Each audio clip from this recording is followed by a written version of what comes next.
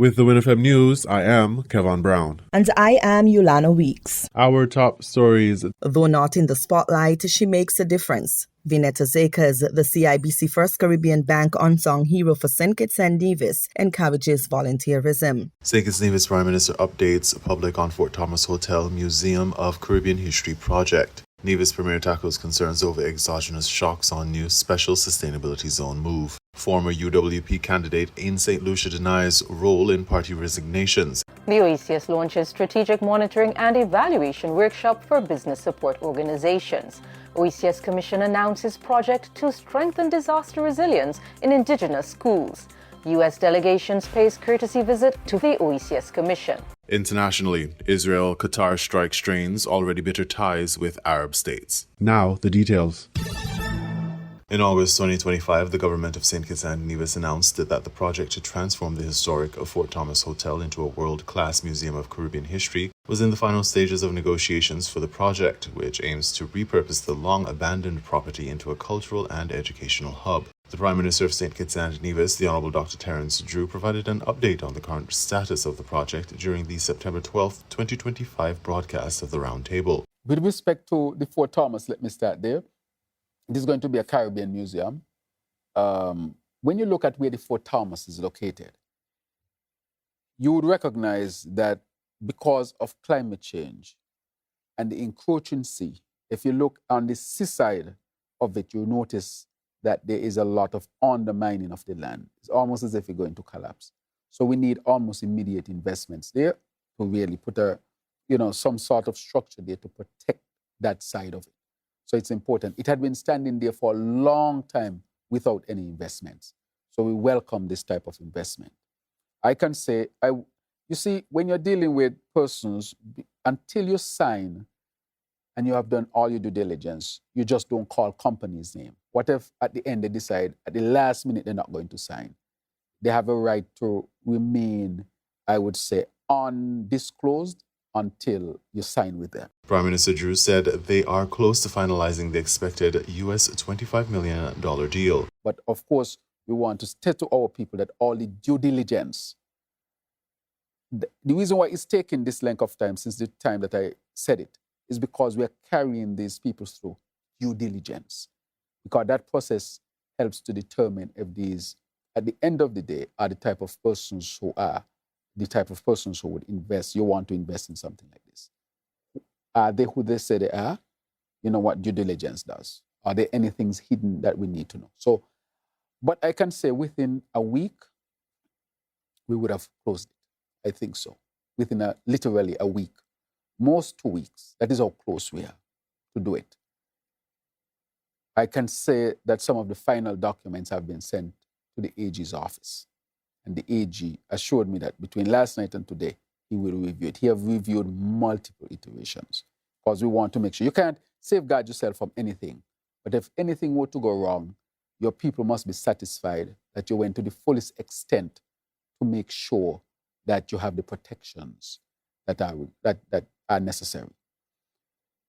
So we are very, very close to it. Dr. Drew shared some anticipated benefits from the project, which include job creation. Our people are going to benefit from the construction that is to take place.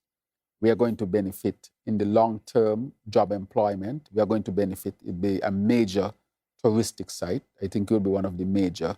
We want to turn it into one of the major Caribbean museums to really say who we are as a people, to say who we are as Kittitians and Nevisians, who we are as Caribbean people. And those long-term jobs. So you will have all those tangible benefits and intangible benefits. You set up a museum and you're defining who you are. Those things have intangible benefits. If we were to listen to Mrs. Tavernier's presentation at the Prime Minister's lecture series, she explained that succinctly and brought home the point. We have to tell our own stories. Even so, sometimes it's not measured in profit and loss in terms of dollars and cents. There are intangible benefits, which money sometimes cannot buy. Defining who we are is one of those things. And therefore, that is where we are moving at this time. The land ownership, as you know, would have been here and there, but the AG has assured me that the land now belongs to us, to the government, and we will do what we have to do if there's anything else to be done with respect to it. So he is has advised that that is the situation with the Fort Thomas Hotel at this particular point.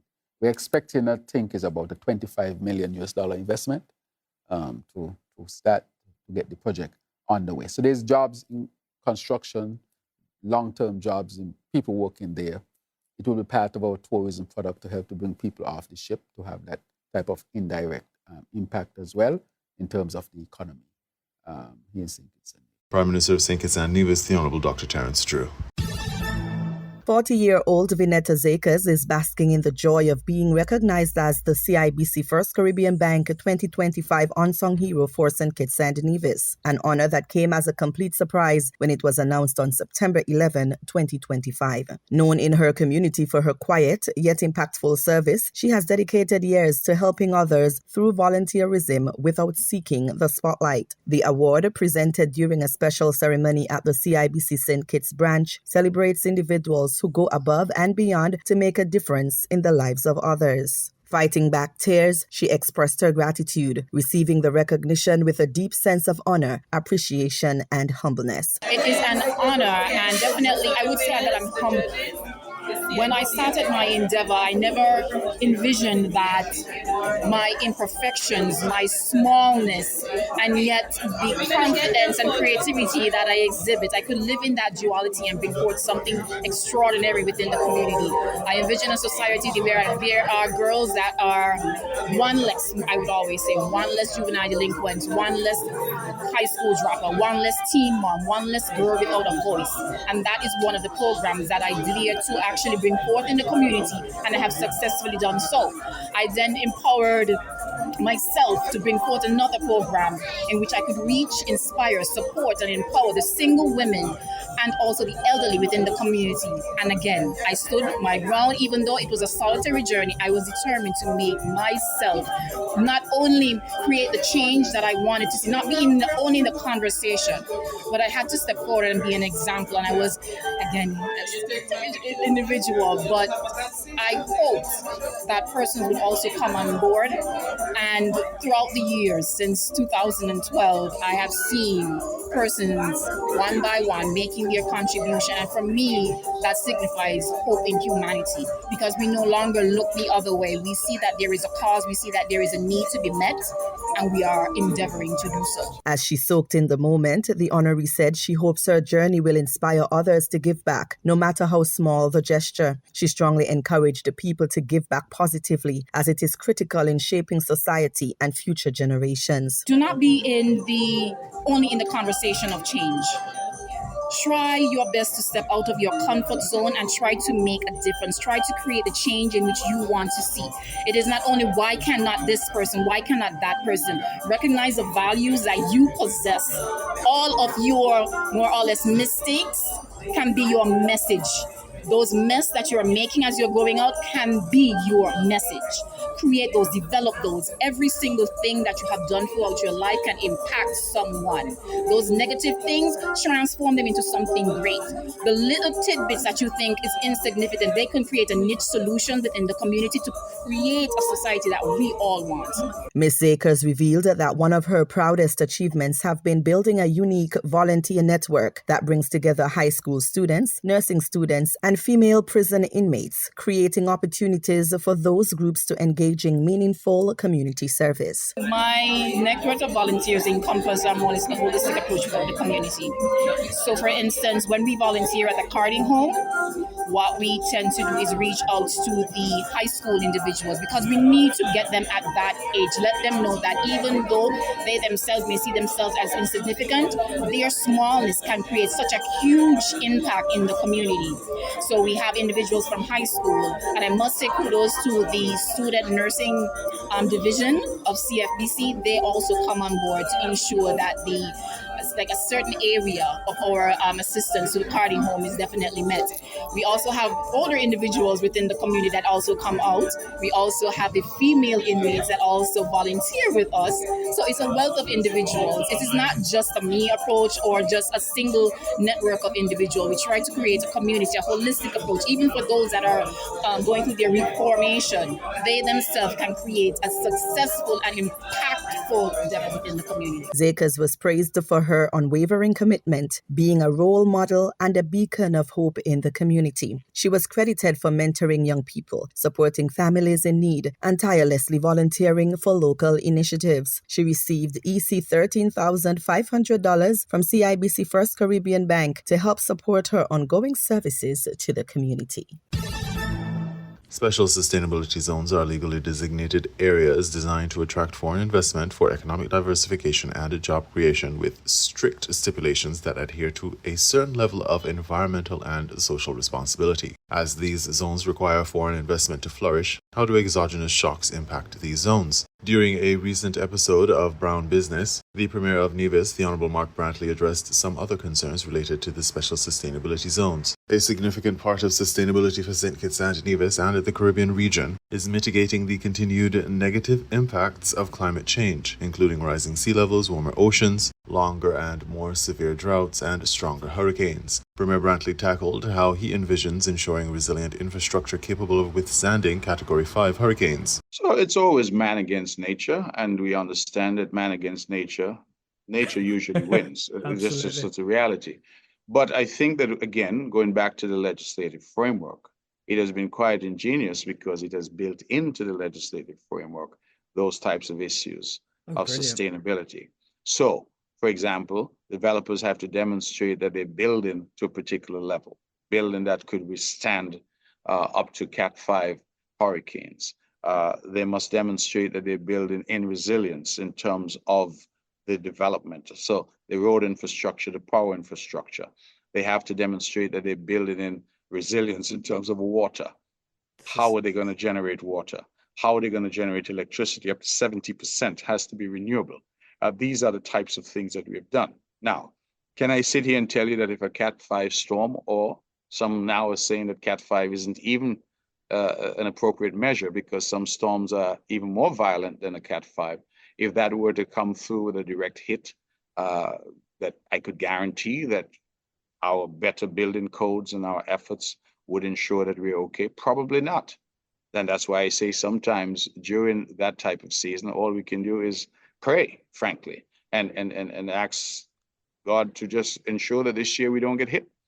Thankfully, we have not had a direct hit in St. Kitts and Nevis in the past decade. But the truth is that this is a risk that we run. And it is not the only risk, might I add, because you have the risk of drought, you have the risk of torrential rainfall, patterns of rains are changing. You know, you have the risk of sargassum that I spoke of earlier. And so, and even in terms of our food security, in terms of how we build out our societies to ensure sustainability and survivability, that all of that comes into play. So I can't, and as a leader, it would be foolhardy of me to guarantee, but what I can say is that we've built into the legislative framework that whatever is constructed has to be constructed at a level that allows at least a fighting chance if these types of storms were to come. The other issue is geopolitics, which can influence where private and public foreign investments flow. With the U.S. pulling back on its climate commitments and global capital being fickle, how will geopolitical changes affect the feasibility of the zone? The Premier explained that based on how the policy is built, he does not foresee any negative impact on foreign direct investment. I don't think that the zone, the way we've conceptualized it, really and truly what we're looking for are investors with the capacity to deliver on such a zone. I don't think that there is any significant impact by U.S. policy, which has been demonstrated, may change again in another 3.5 years. We don't know where U.S. policy is going from day to day. It changes. And that is, of course, every country orders their affairs as they see fit. That is their sovereign right. We are not seeking to create any structures here that are dependent on the U.S. or U.S. policy, or frankly, dependent on the political environment. We are trying, and that is part of my own conversation with our people, that one of the things we are seeking to do with these zones and other efforts that we're making, for example, our geothermal exploration, is really to insulate ourselves from a lot of these exogenous shocks over which we have no control. You know, when we sat and we looked at the news and we saw that Israel had attacked Iran, and thereafter the United States decided to attack Iran, I will tell you, despite but in addition to the concerns about the world and safety and security in our world, my immediate concern as a leader of a small island was the cost of fuel. Iran is a major producer of oil. We have war in Ukraine involving Russia, another major producer of oil. We have Venezuela, another major producer of oil, having difficulties there with their administration and with concerns being expressed by certain Western powers.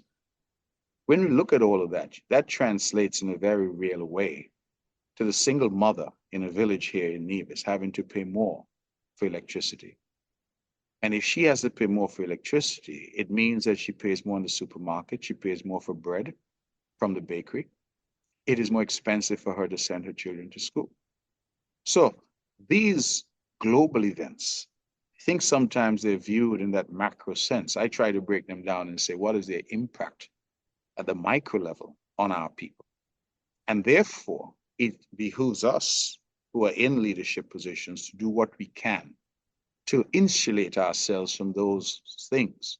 Nobody's going to ask a little country like St. Kitts and Nevis, what do you think about war in Ukraine or war in Gaza? Our voice, while it's an important voice, we understand that it's only through the collective capacity of multilateralism that we even have a voice. Yeah. And so we don't have the power, we don't have the might.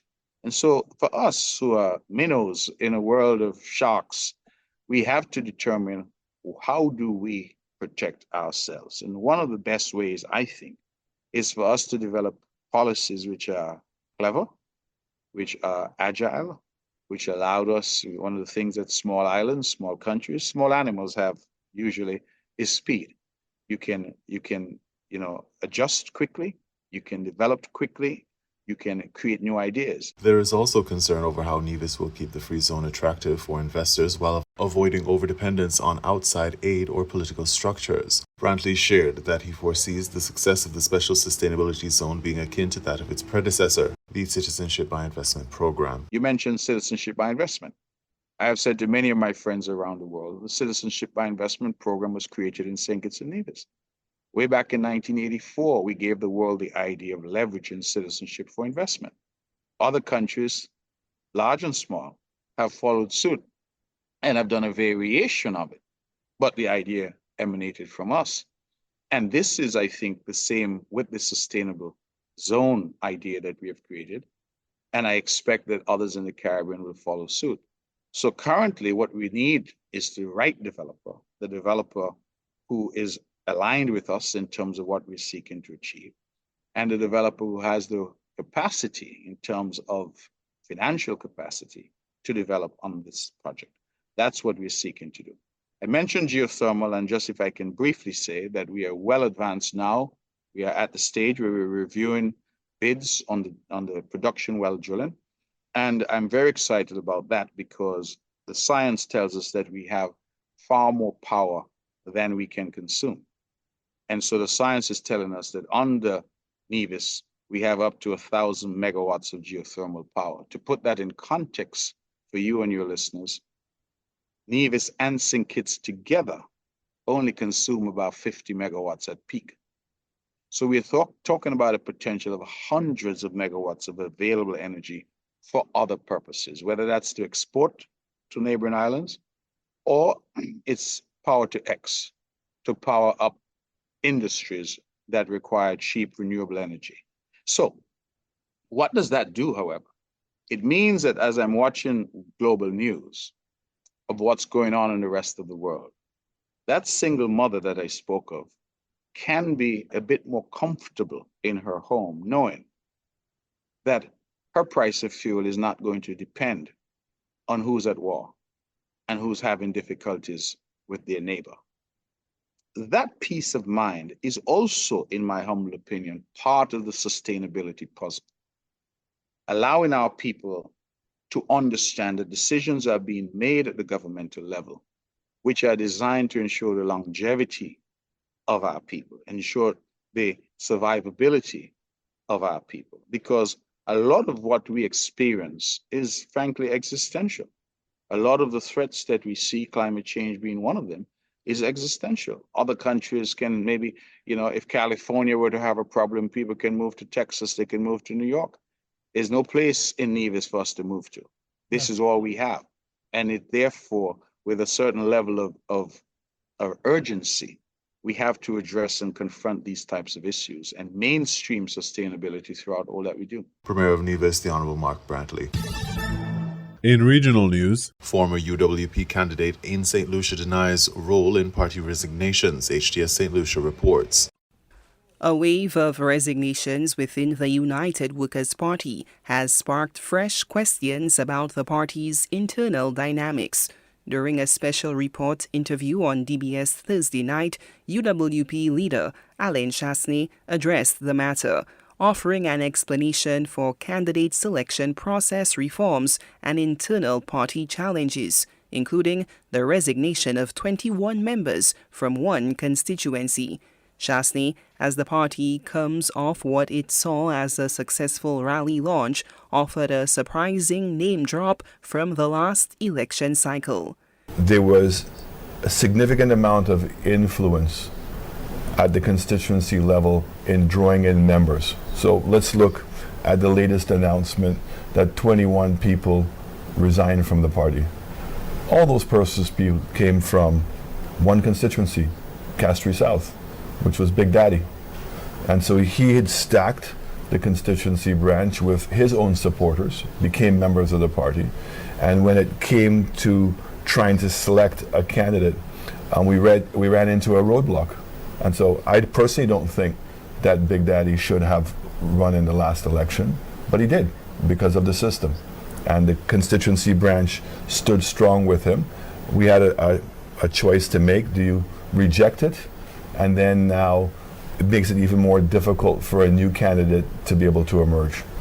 Chasney's claims drew a response from Bertrand Big Daddy Johannes, a former UWP-endorsed candidate for Castries South. Johannes addressed the issue Friday morning during a call-in program where he was responding to questions posed by Andrew Yadi Haynes in a phone interview. Alan is the biggest liar in St. Lucia. And what did you say there? Alan, and I hope he's listening, he's the biggest liar in St. Lucia. Now, from the time I was hospitalized, in fact, I never applied. Okay? I never applied to contest the seat. Never. When I was hospitalized on the 2nd of August, right after elections, I've been ill for 3 years until now that I'm recovering. I've never contacted anybody in the party. Right? And Alan, for one, he knew I was hospitalized. Alan never, ever picked up the phone or even come to the hospital. None of them never come to the hospital. Nobody never checked on me. And I've been silent for this whole time. So for Alan to come on his show and say that he didn't select me, that's why I resigned. That's not why I resigned. Johannes firmly pushed back, rejecting the suggestion that he orchestrated efforts to destabilize the party and called for an end to the accusations against him. I hope, Alan, you are listening. I do not want you or any of the members of your party on the media or social media mentioning my name, because you're creating problems for yourself. And the reason I resigned from the party, right, that party is not for the supporters, they're not, right? Even for the parliamentarians. And Alan wants people that kisses his and he can control. Big Daddy contended that his greatest opposition during the 2021 election cycle came from within his own party. He claimed he was under immense pressure to wage a negative campaign against then-opponent Dr. Ernest Hilaire. It was UWP. That was my biggest fight. But why was that? Because I wasn't taking Alan. Alan couldn't control me. And I will say it. The reason why Alan didn't support me, because he wanted me to smear Hilaire's campaign and name about the Jufali and and all that nonsense that I wouldn't take into it. Because I ran the cleanest campaign in 2021. In the end, Big Daddy's stance was unequivocally clear. There's no way under this God's given earth that I want to be or have anything to do with that party anymore. The OECS launches Strategic Monitoring and Evaluation Workshop for Business Support Organizations. OECS Commission announces project to strengthen disaster resilience in indigenous schools. U.S. delegations pays courtesy visit to the OECS Commission. The Organization of Eastern Caribbean States Commission has completed a high-impact monitoring and evaluation training for OECS business support organizations, held from August 26th to the 28th at the St. Kitts and Nevis Chamber of Industry and Commerce. The three-day M&E workshop brought together mid to senior-level professionals from chambers of commerce, small and medium-sized enterprise support agencies, incubators, and industry associations across the region. The OECS M&E training covered a range of topics such as strategy mapping and results, key performance indicator frameworks, satisfaction measurement, and impact reporting. The workshop was part of a broader strategy to institutionalize performance measurement and elevate the role of business support organizations as trusted contributors to national and regional business ecosystems.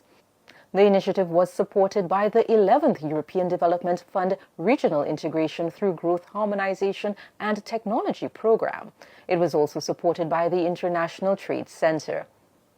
In our second story, we turn to education and disaster resilience. The Organization of Eastern Caribbean States Commission is pleased to announce the launch of a new initiative aimed at strengthening disaster preparedness and resilience in indigenous school communities in the Commonwealth of Dominica and St. Vincent and the Grenadines. The new initiative is called Capacity Development for Disaster Resilient Schools in Indigenous Communities of Dominica and St. Vincent and the Grenadines. It is made possible through a generous grant of 50,000 New Zealand dollars from the New Zealand High Commission Embassy Fund for the Caribbean. The project will directly benefit an estimated 200 individuals, comprising 100 women and 100 men, including 50 boys and 50 girls from indigenous communities. Indirectly, entire school communities, including teachers, parents, and local residents, will gain from enhanced safety measures, better infrastructure resilience, and improved coordination with national emergency services. Our final story today highlights international relations. Director General of the Organization of Eastern Caribbean States, His Excellency Dr. Didacus Jules, recently welcomed officials attached to the Embassy of the United States of America to Barbados and the Eastern Caribbean. On Thursday, September the 4th, 2025, Ms. Alexandra J. King Pyle, St. Lucia and Multilateral Affairs Advisor, and Ms. Amelia E. Swift, Political Specialist, paid a courtesy visit to the Director General of the OECS at the OECS Commission headquarters in Castries, St. Lucia. The purpose of the visit was for the members of the U.S. delegation to formally introduce themselves to the Director General of the OECS and gain general insights into the work of the OECS Commission. The Director General welcomed the delegation and provided an overview of the Commission's work.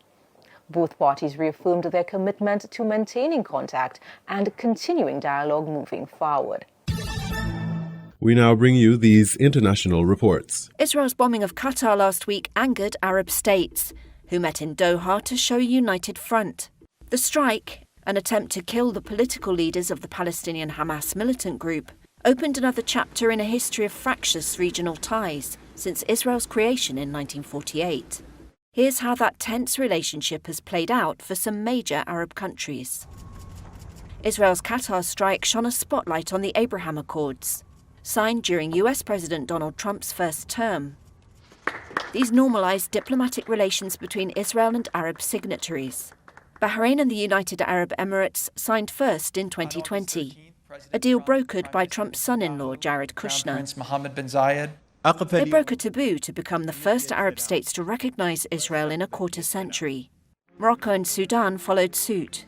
Israel and the UAE have since developed close economic and security ties and a free trade pact. But they've been strained over Israel's war in Gaza, which was started after Hamas launched a deadly attack across the border in 2023. Israel has since been widely accused of committing genocide against the Palestinians and has accelerated settlement building. Public opinion in the Arab world has grown angrier. These factors can't be ignored by the biggest prize in Israel's sights: rich regional powerhouse Saudi Arabia. In February, Riyadh said it would not establish ties with Israel without a path to the creation of a Palestinian state. Historically, Egypt struck the first Arab peace treaty with Israel in 1978 at Camp David. The two countries had fought wars in 1948, 56, 67 and 73. Egyptian President Anwar Sadat, who agreed the deal, was assassinated 3 years later, and the treaty remains deeply unpopular among Egyptians. Israel and Egypt cooperate on oil and gas, but little else. Israeli and US suggestions that Gaza's population should be partially resettled in Egypt's Sinai angered Cairo. Jordan was the second Arab state to make peace with Israel in 1994. By some estimates, more than half the country's population is Palestinian, many descended from refugees. Jordan controlled the West Bank and East Jerusalem from 1948 until Israel captured and occupied the Palestinian territories in the 1967 war. For Jordan and Egypt, the peace deals are central to security, foreign policy and their ties with the United States. However, anger over Israel's treatment of Palestinians is widespread. The US and China are holding a second day of talks on President Trump's tariffs and TikTok in the Spanish capital, Madrid. TikTok's Chinese parent company is facing the possibility of a ban in the US unless it sells its operations there by Wednesday. An American official says the Chinese delegation entered the talks with a fundamental misunderstanding of the US position. The official warned that the US is willing to let the ban on TikTok go ahead if an agreement cannot be reached. Well, Katrina Yu has been following the trade talks and reports from Beijing. China's negotiating team is led by Vice Premier He Lifeng, and China says that the team will be in Madrid until Wednesday. They're keeping expectations quite measured. Unlike the US side, Beijing generally does not like to confirm any details before they're concrete. However, we are seeing the Chinese government try to show a position of strength and also play a few of their cards in the background to these talks. We had the Commerce Ministry release a statement on Monday in response to the US calling on G7 and NATO nations to impose secondary sanctions on China for its purchase of Russian oil. Beijing says it opposes this move, and it's urging the US to be prudent in its words and deeds, and it's also vowed to safeguard its rights and interests. We've also had on Monday China announcing that the US company NVIDIA has been found guilty of violating Chinese anti-monopoly laws. It says investigations will continue. However, if it's found guilty of further violations, then that could complicate the way the US chipmaker does business in Beijing. And on Sunday, we also had China announcing 2 more new probes, mainly targeting the US's semiconductor industry. Now, while China is trying to show a position of strength, we've had, unfortunately, for Beijing, some economic data from the month of August showing some economic weakness. Basically, many of those readings were either overall flat or disappointing. We had industrial output rise by 5.2% compared to the year before, but that was the worst measure of factory activity for the entire year. We also had retail sales rising 3.4%, missing expectations, and home sales continued to slide, and that decline has been going now for 4 years. And conversely, we had urban unemployment rise by 5.3%. Now, experts I've spoken to say that consumer and business sentiment remains pretty soft. One bright spot in China's economic growth story remains the stock market, though, which is performing quite strongly. And that's because many people expect, because of this weak economic data, that there may be more pressure on Beijing to roll out some economic stimulus before the end of the year in order to reach that 5% GDP target for 2025. Katrina Yu, Al Jazeera, Beijing. A Turkish court on Monday delayed the decision on whether to annul the Republican People's Party Congress and unseat party leader Özgür Özel, adjourning the case until October 24. The adjournment prolongs uncertainty around Turkey's main opposition at a moment when any leadership shake-up could ripple through markets and shape the run-up to the 2028 elections. The case is part of a year-long set of investigations into the CHP centered on corruption allegations. The party says the probes are politically motivated attempts to destabilize the movement founded by secularist Mustafa Kemal Ataturk. The government says the judiciary is independent and denies political motives for the investigations. Over the past year, more than 500 people, including 16 mayors in Istanbul and other CHP-run municipalities, have been detained, according to a Reuters review. The CHP denies the allegations and says the cases aim to eliminate the democratic alternative. Istanbul CHP mayor and President Tayyip Erdogan's main political rival, Ekrem İmamoğlu, was convicted and jailed pending trial in March in a separate case, sparking the largest protests in years. Now the CHP's overall structure is in the spotlight. Earlier this month, the CHP's Istanbul provincial head was removed from office over alleged vote buying. Former CHP deputy chair, Göksel Tekin, was appointed interim provincial head, but the CHP expelled him after he accepted the post. The Ankara Civil Court is set to revisit the case on October 24. At that hearing, it could annul the CHP's 2023 Congress and remove Özgür Özel from the leadership, potentially installing a court-appointed trustee to run the party, or even reinstating former chairman Kemal Kılıçdaroğlu. It could also dismiss the case or postpone any ruling for further review. Politically, the stakes are high. The case is seen as a test of Turkey's shaky balance between democracy and autocracy. It threatens to deepen disarray and infighting in the opposition camp, boosting Erdogan's chances of extending his 22-year rule. Polls currently show the CHP running about even with Erdogan's AK party. Markets are also sensitive to the legal backdrop. The lira, stocks and bonds rallied after the adjournment. You were listening to the WINN FM 98.9 newscast. Our top stories were: though not in the spotlight, she makes a difference. Vineta Zekers, the CIBC First Caribbean Bank unsung hero for St. Kitts and Nevis, encourages volunteerism. St. Kitts and Nevis Prime Minister updates public on Fort Thomas Hotel Museum of Caribbean History project. Nevis Premier tackles concerns over exogenous shocks on new special sustainability zone move. Former UWP candidate in St. Lucia denies role in party resignations. The OECS launches strategic monitoring and evaluation workshop for business support organizations. OECS Commission announces project to strengthen disaster resilience in indigenous schools. U.S. delegations pays courtesy visit to the OECS Commission. Internationally, Israel-Qatar strike strains already bitter ties with Arab states. Thank you for listening.